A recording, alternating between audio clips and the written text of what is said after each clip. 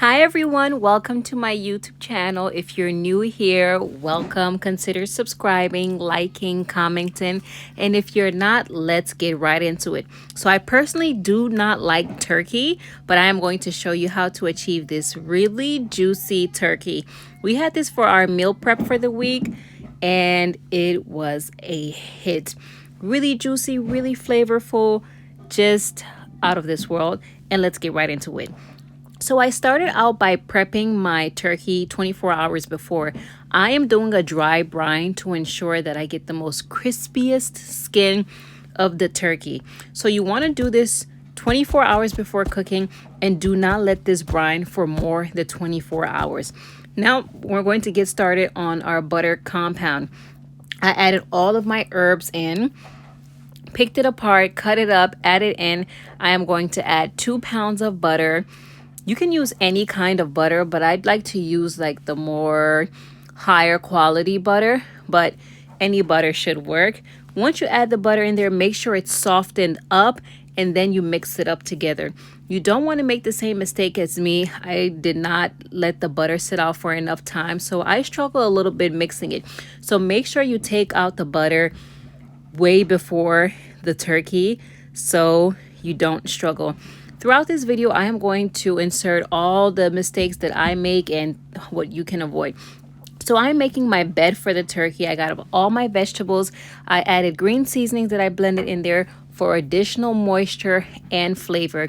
I added a little bit of oil for easy mixing. So this is going to be my bed and stuffing. Now this process took me about 5 to 10 minutes to do because it was a bigger turkey. What you see me doing here is separating the skin from the turkey. I don't know if you can see, but the turkey skin is really crisp. So I am separating the skin from the turkey breast to ensure that when I put the compound under the turkey, like the juices just flows from within and above. So here I am adding my butter compound underneath the skin of the turkey.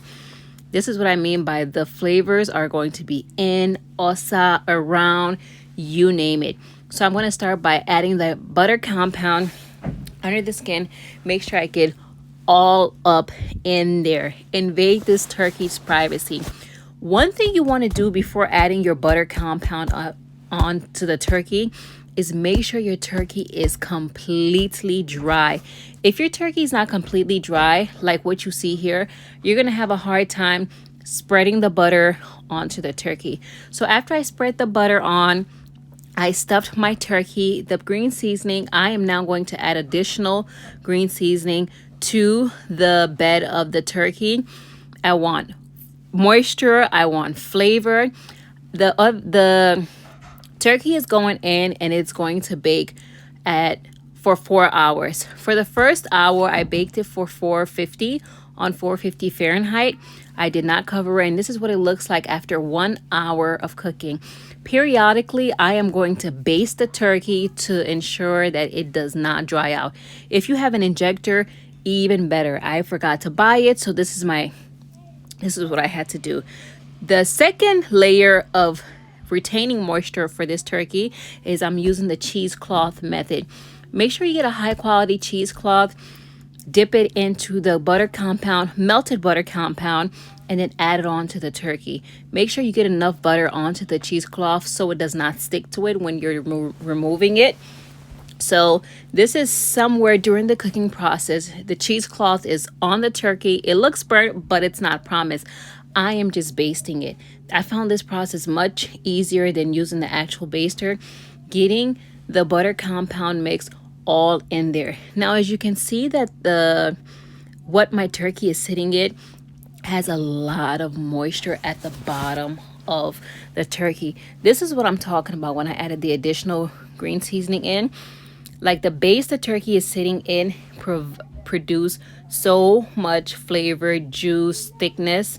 This is the bed of the turkey, and it's just the drier parts of the turkey. We're going to use this as a dipping sauce. Like, this was just amazing. Now, the turkey is done. It cooked for 4 hours on 350. Here's what the stuffing looked like. Got all my herbs, onions, bell peppers, you name it.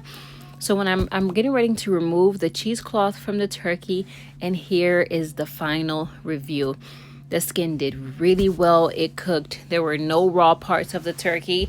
This was about a 18-pound turkey, and it cooked for 4.5 hours on 350. The first hour did cook on 450 to really brown up the skin, but after that first hour I reduced the heat to 350 to let it cook for the remaining time. And here was just the oil that it produced. I'm just spreading it all over so you can see. And I hope you try this recipe and like it, and I hope you stick around.